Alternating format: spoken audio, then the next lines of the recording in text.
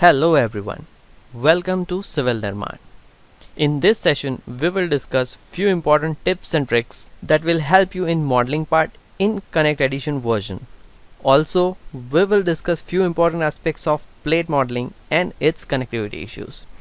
So here are few points that I'm gonna discuss in this session: customizing the interface and quick command pop-up in STAAD Pro, quick access to view icons. We will discuss how you can change the orientation or the local axis of the members or plates without remodeling the structure. Also, I get so many requests from the students that they are facing issues with the beam plate connectivity. So it is not transferring the load actually the way it should be transferred the load. We will discuss connectivity issues with the plates. So let's start first with the customizing the interface. So the first step here is customizing your quick access toolbar. As you can see in the STAAD Pro, in the top ribbon you have this following icon to customize your quick access toolbar. So let's switch to the STAAD here. So here on the top side, if you see, we have this option for customizing the toolbars. So if I click here, you can see right now we have this 4 options available in the top ribbon: the save, open, close, undo and redo, right? So when I click on the more commands, it will pop up another window for the quick access toolbar. Now here, depending upon your modeling, commands related to your geometrical tab, view tab, specification tab and result tab, all the different shortcuts are available. Now let's say I want to create a shortcut from the geometrical tab. So in geometrical tab all the shortcuts are available. Now let's select any one. Let's say I frequently use the delete tab, right, in the modeling phase. So I'll click here and switch it to the right hand side. So this particular command will add it over here on the top side of the ribbon. Similarly, you can choose from different tabs. Let's say loading, specification tab. If I go in the specification, list of specification tab will appear here. Similarly, you can go in the select tab as well, all the shortcuts that you wish to add over there. Okay, let's say from here we will add 3D rendering. So we have added these 2 tools. Now I can click on OK, so that tools will be added over here. Now if you wish to go with the default settings, you can click here on the reset button, so it will go in the default mode. So I'll press OK. So you can see the delete and the 3D view option is highlighted over here. So that's how you can customize your toolbars which you use frequently. Okay, now I'll click on reset button. So it is asking delete all customization for this program. So I'll say yes, press OK. So your default tools will be appear back. Okay, so that is the first tip I want to share with you. Now let's move on to the second tip. Now the another option which you can get the same customizing quick access toolbar from this quick commands, which is available in your whole structure. So you just, what you have to do, that when you are inside the STAAD Pro, let me just take you to the STAAD. So when you are in the whole structure, you just have to click your mouse button in the whole structure tab first, right? Your cursor might be in the other tab, let's say in the property tab or in the top ribbon toolbar. So first of all you have to click here in the whole structure tab. Now press your spacebar from the keyboard. So when you click on the spacebar, this particular shortcut will appear. Now from here you can again click and customize your toolbar and add it to that particular shortcut. So it will be available in your whole structure menu. Okay, now let's again add. Now the method is same that I have already explained you in the previous command. So let's say we will go with the utility tab, and in the utility tab I want to add okay, let's say I frequently use node to node distance, so I'll click on the add button on the right hand side. Similarly, node to node distance, to remove node distance, I want to add this too, because I use this frequently. Now depending upon your usage, you can customize this. Okay, let's say from the result tab also you can add, or from the concrete design tab. From the diesel tab, let's say we will take support reactions, but make sure that this particular tab will only appear after the run analysis. Means once you run your analysis, then after the result tab will appear. Okay, so I have added this too. Now I'll press OK. Okay, now I have added that. Now once again I'll press on the space bar in the keyboard, so you can see these two buttons are added: node to node distance, then remove node to node distance. So that's how you can customize this particular command as well from whole structure tab. So it will be easy for you to access the commands. So that is the another tip. Alright, next one. So this is related to your quick access to the view icons. Okay, you just have to press shift key on the keyboard, and then once you go for the right click, this particular view tab will quickly appear. So let's go to the STAAD here. So I'll press shift and right click, right? So this view tab will appear. So this is another shortcut. Many of the students are not aware with this. So that is the third option, third trick. Let's move on to the next. Okay, many students have asked me about this, how you can change the orientation of the local axis of the members or plates without remodeling the structure, right? So first of all, we will check out this option in the older version, and then I'll take you to the Connect Edition version.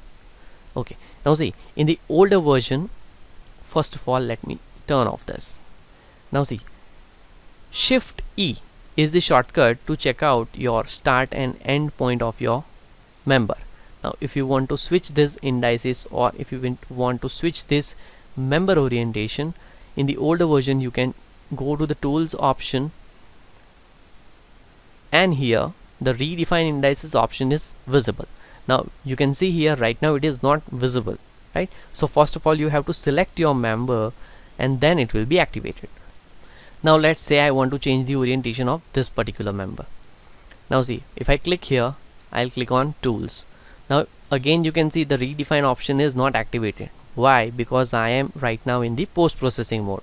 See, so this is the part of modeling, right? So you first have to switch to the modeling mode, then after it will be activated. So I'll switch to the modeling mode. I'll click here, go to tools and redefine indices. So from here you can switch your indices with the different options, right? So I'll click on switch indices, so it will just switch the indices from start to end, right? So this is for the beam part. Similarly, for the plate option, you can go to the command geometrical constant, member reference point for the member, and for the plate it is available here, plate reference point. Right now in this particular model I don't have any plates, so it is not highlighted here. Now let's switch to the newer version. So in the newer version it is available here in the utility tab, and from the specification you can go to the plate reference point. Okay, now let's switch to the STAAD in the latest version. So see, in the latest version it is available in the utility tab, beam tools and beam indices, right? So if I want to switch my beam indices, you can click on beam tools, and from here you can switch the orientation from start to end depending upon your requirement. And for the plates you can go to the specification tab, plate, and from here you can change your plate reference point, right? So these are few important points related to changing your orientation part for the beams as well as for the plates. You can check out this as well. One important tip I want to give over here is, in the plate reference point, following points you have to keep in mind, right? That the local z-axis of the plate is perpendicular to the plane of the plate element. Now another important tip I want to give you for the plate point is, the local coordinate system of the plate must still obey that the XY plane lies in the plane of the element itself. Okay, I am talking about the local axis. So see, the Z axis wouldn't necessarily point directly to this coordinate. Okay, rather the Z axis will point away from the element to side that the reference point is located. So while modeling that or to changing that, you have to keep in mind for the plate reference point. So it will change your reference point based on this X, Y and Z coordinate. So just to give you an idea, Shift T is the shortcut, right? You can see here. Now see, orientation for this plate and this plate are different, right? Now let's say I want to change the orientation here, so I'll select the cursor. I want to make it similar to this one. So right now my local Z axis is in the downward direction, so I'll click on the plate reference point. I'll make it to the Y, okay, towards the reference point. So I am providing some coordinates in the Y direction, in the positive Y. Okay, so it will make it in the upside down. See, so make sure while modeling the plates you have to take care of this. Now see, in the older version we have feasibility to add plate manually for the 4 nodes as well as for the triangle. Now see, in the newer version this feasibility is eliminated. Means first of all you have to select your close boundary and only then you can add your plate. So in the add plate you have this infinite plates option directly available, right? So you just have to first select your close boundary, this one, and then you can add from here. Okay, right now the plate is already added, so that point you have to keep in mind. Next, what are the common file formats that can be imported in STAAD? So following are the formats. You can see these formats from the, go to the STAAD Pro first, then click on here, info, import export, and following options are available, right? Now see, the important point over here is from the 3D-DXF format only the line diagram, that is the geometry of the model, can be imported. Okay, property or load data cannot be imported from such file. Now let's discuss connectivity issues with the plates. So I'm switching to the STAAD Pro Connect edition. Alright, Shift T is the shortcut, so I'll close this first for your plate orientation. Alright, now see, for 2 adjacent plates to be properly connected to each other, they must meet at the corner nodes, right? Now see, here I have taken few examples to make you understand how your plate should be modeled. Now to figure out if the plates are properly connected or not, you can check out here in the utility tab, here beam plate connectivity, and you can see it is highlighted with the improper connectivity here. Now see, when a node that belongs to one of the plates simply lies on the edge of an adjacent plate, there is no connection between the plates at the node, and we have to modify the mesh such that the proper connectivity is maintained. Now you can observe here, let me switch my cursor, this and this 2 plates are connected at the edge. Now see, just to make you understand, I have considered few examples of the plate modeling to make you understand. Now here you can observe 2 plates are there, plate 23 and 24, which are connected here at the edge. Now see, when a node that belongs to one of the plates simply lies on the edge of an adjacent plate, there is no connection between the plates at that node. Here you need to modify the mesh such that the proper connectivity is maintained, right? So if you model with this particular implementation and when you apply the load transfer mechanism will not work, right? Now the 2 elements do not share the same vertices at the 2 ends. This is called improper connectivity, okay, where the vertex of the one element lies on the edge of the other, right? So when you click here, it will give you improper connectivity issues, see, at the edge, right? Now what you can do, So instead of modeling by this, what you can do, this can be removed by breaking this particular plate in such a way that no vertex of the plate lies on the edge of the other plate. Okay, that means I have to divide this plate into different parts, okay, in such a way that the vertex of a plate lies on the other plate.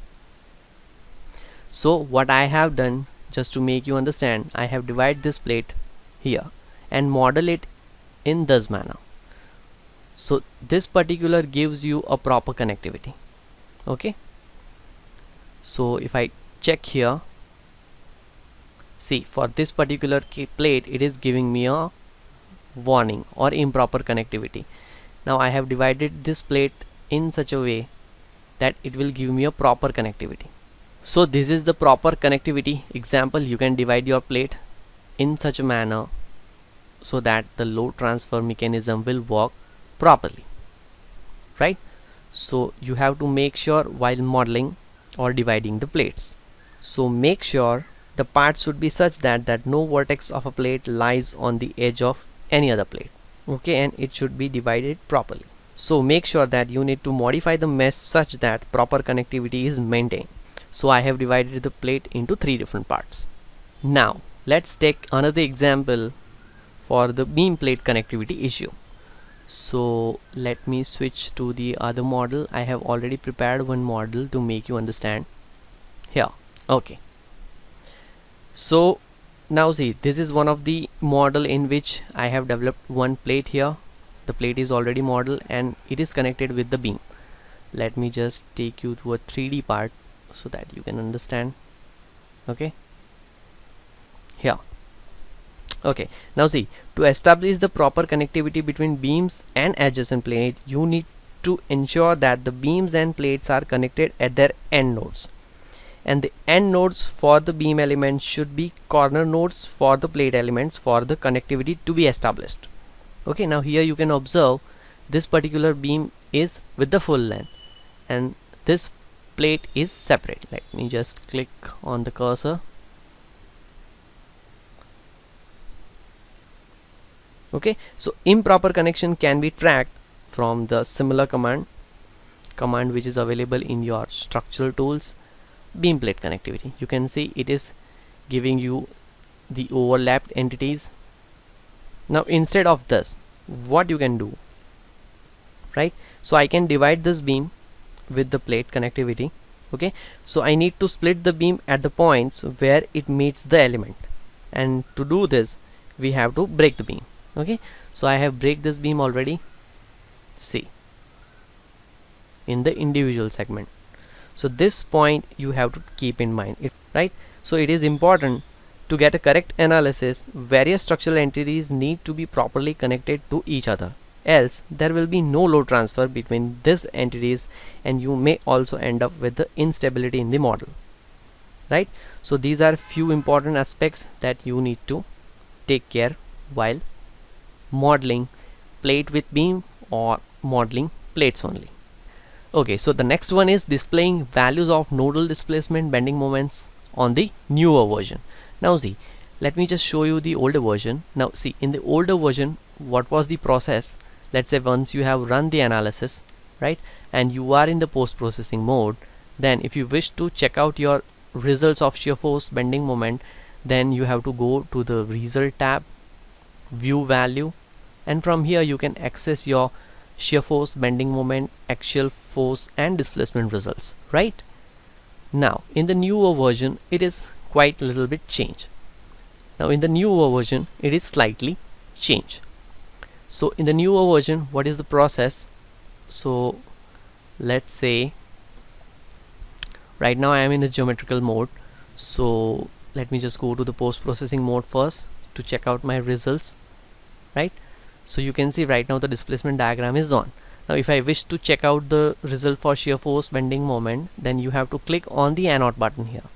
So the same tab will appear that is available in the older version, but in the newer version it is available here through the annotate button. So you can click on the beam results and from here you can access your shear force bending moment axial force result. Also make sure that whatever the diagram you are checking, it should be on here, right? Let's say I want to check out my bending moment MZ. So if it is not on, it will give me a warning. So let's check out. Right now it is not on, so it will give me a warning. I want to check out the maximum bending moment. Click on annotate. See, it is giving me a warning. So first of all, I need to turn on my bending moment MZ, and now you can check out your results from here, right? Similarly, you can access your shear force, and if you wish to check out your value, you can go into beam results, check your shear force at end or maximum, wherever you want. Let's say on the midpoint. So again it is giving me a warning. Alright, so it should be on, otherwise it will give you a warning. So this is another change in the command compared to the previous version. Check out our Instagram and LinkedIn page, where we provide design and analysis tips every day. Links for the pages are given in the description box. So I hope this video helps you out. Stay connected with us. Keep learning, keep sharing. Don't just learn software, learn concepts. Thank you.